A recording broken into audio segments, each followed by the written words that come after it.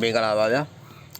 တယောက်သောသူလောကပြမှာရှိတဲ့လက္ခဏာလမ်းများသည်ဒိုလူသား၏လူမှုရေးစီးပွားရေးချမ်းသာရေးအိမ်တော်ရေးဆင်းရဲချမ်းသာကံပါတော်၏များသူ၏ရှင်သန်ရာဘဝကာလအလုံးစုံသောအကြောင်းထင်ရာဖြစ်ပျက်များကိုဖုံးတလုံး၏စက်တင်ကဲ့သို့ဖော်ပြလျက်ရှိနေပါတယ်အဲ့တော့ရှေ့မှာမြင်နေရတဲ့လက္ခဏာရှင်လောကပြမှာခံစားမှာကံကြမ္မာဆိုင်ရာဘာသာစကားများပေါ့သူ့လောကပြမှာအတိတ်ကနှောင်ကြိုးများကံကြမ္မာဆိုင်ရာဘာသာစကားများမိတို့ရေးသားထားသနည်းပေါ့နော်အခုမိတ်ဆွေနဲ့အတူတူကျွန်တော်တို့နှစ်ယောက်ဒါလေးတွေကိုပုံဦးတူကြည့်ကြမယ်ပေါ့ဒါကတော့အသက်လမ်းကြောင်းလို့ခေါ်တဲ့ဘဝလမ်းကြောင်းဖြစ်ပါတယ်ကျွန်တော်လက္ခဏာစင်ပထမအဦးဆုံးပြောပါတယ်ဘာကြောင့်ပြောရလဲကြော်ထားလို့မရဘူးအင်မတန်အရေးကြီးတယ်ပေါ့အသက်လမ်းကြောင်းလို့ခေါ်တဲ့ဘဝလမ်းကြောင်းလက္ခဏာရှင်သန်မှုအသက်ရှင်သန်ခြင်းဘဝကာလကိုယ်ကာယအင်အားစုများလူဆိုတဲ့ပရိုတိန်းဖွဲ့စည်းပေါ့နော်နောက်ဘိုးဘွားမိဘဆိုင်ရာပေါ့မျိုးနွယ်စုဆိုင်ရာကံအမွေဆက်ခံမှု evolution ပေါ့နော်အဲဒီအသက်လမ်းကြောင်းကိုကြည့်အားဖြင့်သူဤတသက်တာဘဝအနေထားတယ်မဟုတ်ဘူးသူမိဘမျိုးရိုးဘိုးဘွားဆိုင်ရာကံအမွေဆက်ခံမှုဒါတွေပါအကဲခတ်လို့ရတဲ့သဘောရှိတယ်ဒီလောက်အထိအရေးကြီးပါတယ်အဲ့တော့အသက်လမ်းကြောင်းလို့ခေါ်တဲ့ဘဝလမ်းကြောင်းရှင်သန်မှုအသက်ကိုယ်ကာယအင်အားစုများကျမ်းမာရေးဆိုင်ရာအချက်လက်များဒနာဥစ္စာပိုင်ဆိုင်မှုများသူတသက်တာဘဝဝေသောအရနဲ့ပြပခီးများပြောင်းရွှေ့နေထိုင်ရခြင်းများအနာရောဂါဝေဒနာများလုံးစုံသောဘဝဖြစ်စဉ်များကိုဖော်ပြတဲ့အသက်လမ်းကြောင်းလို့ခေါ်တဲ့ဘဝလမ်းကြောင်းဖြစ်ပါတယ်အဲ့တော့ဒီလက္ခဏာရှင်မှာလဝါပြင်တစ်ခုလုံးကိုကြည့်မယ်ဆိုလို့ရှိရင်ကြည်လင်ပြီးတော့ရိုးရှင်းတဲ့ပုံတရရှိနေတယ်ရှုပ်ရှက်ခတ်မနေဘူးကြည်လင်တန်းတန်းရှင်းရှင်းနဲ့ရှိနေတယ်ပေါ့နော်အဲ့တော့ရိုးရှင်းခြင်းနဲ့ကြည်လင်ခြင်းဒီတန့်ရှင်းခြင်းဒီတန်ဖိုးနဲ့အလှတရားတစ်ခုဖြစ်ပြီးတော့အမတန်ပဲကောင်းတဲ့သဘောဆောင်တယ်ပေါ့နော်အိမ်ဒီမှာဆိုလို့ရှိရင်လည်းအမိုက်တရိုက်တွေရှုပ်နေစင်မပြေသလိုလဝါပြင်မှာကံကြမ္မာလန်းတွေမဟုတ်ဖဲတဲ့ပေါ့နော်ဥပ္ပမြင်နေရမ်းရှုပ်နေလည်းတိတ်မကောင်းတတ်တဲ့သဘောရှိတယ်ပေါ့နော်အဲ့တော့ဟုတ်ပါပြီအသက်လမ်းကြောင်းလို့ခေါ်တဲ့ဘဝလမ်းကြောင်းဒီအင်မတန်ထင်ရှားပြတ်သားရှည်လျာအားကောင်းတဲ့သဘောရှိတယ်ကျယ်ဝန်းတယ်နော်နှစ်ခါပြောမယ်ကျယ်ဝန်းတယ်နောက်စောက်ဝိုင်းချမ်းပုံစံဆောင်နေတယ်နှစ်ခါပြောမယ်စောက်ဝိုင်းချမ်းပုံစံဆောင်နေတယ်ပေါ့နော်အဲ့တော့အချို့အသက်လမ်းကြောင်းများဒီဘဝလမ်းကြောင်းများဒီတောက်ကြကြိုကိုလို့ခေါ်တဲ့ဒီနေရာပေါ့နော်ဒီနေရာတော့တောက်ကြကြိုကိုလို့ခေါ်တဲ့လက္ခဏာရှင်သန်မှုအသက်ကိုယ်ကာယအင်အားစုများတွေးတာပေါ့အိမ်တော်ကြီးဖြစ်တည်မှုကိုယ်ကာယဘဝကြီးတစ်ခုလုံးနဲ့ပေါ်ပြတဲ့နေရာဖြစ်တယ်ပေါ့ဒါကတော့ကံကြမ္မာခံတဲ့ဒေသနေရာပေါ့နော်အလုံးစုံသောအခမ်းအနားနေပါပြင်းတင်များကိုကာကွယ်စောင့်ရှောက်တဲ့အင်္ဂါကြိုကုံဒါတောက်ကြကြိုကုံအပေါ်ကအင်္ဂါကြိုကုံအောက်ကအသက်တောက်ကြကြိုကုံအဲ့နှစ်ခုကိုခြံခတ်ပြီးတော့ကာထားတဲ့ဒီအသက်လမ်းကြောင်းလို့ခေါ်တဲ့ဘဝလမ်းကြောင်းအသက်လမ်းကြောင်းကျင်းလို့ရှိရင်အင်္ဂါကြိုကုံတောက်ကြကြိုကုံကျင်းသွားတဲ့အတွက်ဘဝမှာလူမှုရေးစီးပွားရေးကျန်းမာရေးကံကြမ္မာနေပါခြင်းများကြောက်ရောက်စေအဆင်မပြေတော့ဘူး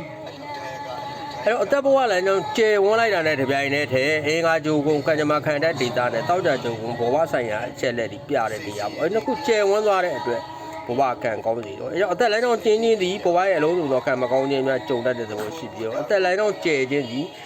ဒီချမ်းသာခြင်းဒနာဥစ္စာပိုင်ဆိုင်မှုရရှိခြင်းကျမ်းမာခြင်းဘေးဥပ္ပအရေဝေးကွာခြင်းအနာရောဂါများလျင်မြန်စွာပပျောက်စေခြင်းကောင်းသောအဝိတိုက်တာအဆောင်အမြတ်ရရှိစေခြင်းအဲ့တော့တယောက်သောသူရဲ့လက်ဝါးပြပါကျန်တဲ့လက္ခဏာလမ်းတွေကိုခဏထားအောင်ပေါ့နော်ခဏထားလိုက်ပါဦးအသက်လမ်းကြောင်းတစ်ခုလေးကိုကြည့်လိုက်ပါအသက်လမ်းလို့ခေါ်တဲ့ဘဝလမ်းတစ်ခုလေးကိုကြည့်လိုက်တာနဲ့သူမွေးဖွားရာအချိန်ကာလကံကြမ္မာများမိဘဘိုးဘွားပြည်မျိုးဆိုင်ရာကံအမွေစက္ကန့်မှုပိုင်ဆိုင်မှုများပေါ့အမွေနဲ့ရရှိခြင်းဒါတွေကိုပေါ်ပြနေတယ်ပေါ့နော်ဟုတ်တယ်ဗီဒီယိုဖိုင်ရှေ့မှာဆိုမြန်လေးသွားမယ်ပေါ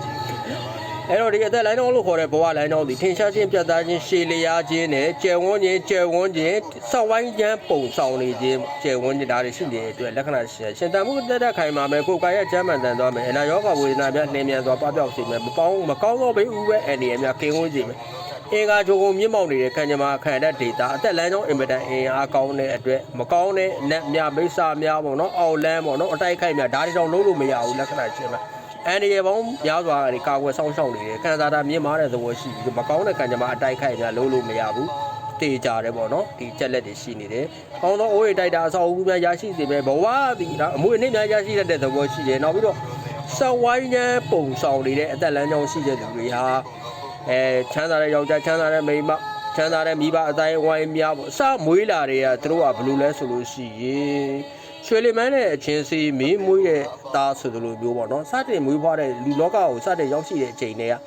ကကောင်းသောပတ်ဝန်းကျင်မှာကြာရောက်ပြီးတော့ကောင်းသောကံကြမ္မာအကျိုးပေးများပါလာတဲ့သဘောရှိတယ်သူတို့ဒီစူးစမ်းသည်ဖြစ်သည်လုပ်သည်ဖြစ်သည်မလုပ်သည်ဖြစ်သည်တရေသမီးချမ်းသ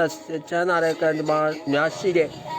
ပစ္စည်းဥစ္စာချမ်းသာကြော်ဝါတဲ့ဒနာဥစ္စာအတိုင်းများအဝိုင်းများနဲ့ရွှေမျိုးတော်ပြီးတော့ပတ်သက်နေတဲ့သဘောရှိတယ်ကံကောင်းနေတဲ့မိမိကိုလှုပ်ကြွေးပြီးတော့စောင့်ရှောက်တဲ့ဘဝအောင်မြင်ကံကောင်းတဲ့ယောက်ျားမိန်းမများရရှိတတ်တယ်လုံးလုံးသောဘဝရဲ့ကံကောင်းတဲ့အခြေခံကံပါရမီများပြည့်စုံလာတဲ့မွေးတဲ့ကံကောင်းလာတဲ့လူတွေဖြစ်တယ်ဒီလိုပြောရင်ရမယ်ပေါ့နော်ဒါလေးရှိနေပါတယ်အမှန်တန်ရေးကြည့်ပါတယ်ဟ ဟုတ်ပါပြီလက္ခဏာရှင်ဒီဘဝမြည်တို့ပင်ဖြစ်စီပစ္စည်းဥစ္စာပိုင်ဆိုင်မှုရှိမယ်အသက်ရှိမယ်ဝေကျေတနာဥစ္စာတာရရအေးစစ်စစ်နဲ့ရမယ်ဘဝမှာငြိမ်ငြိမ်ချမ်းချမ်းတာရရပြည့်ပြည့်စုံစုံနဲ့နေရမယ်လက္ခဏာမျိုးဖြစ်ပါတယ်သိကြပါတယ်ဒီအချက်သိကြနော်ဟုတ်ပါပြီ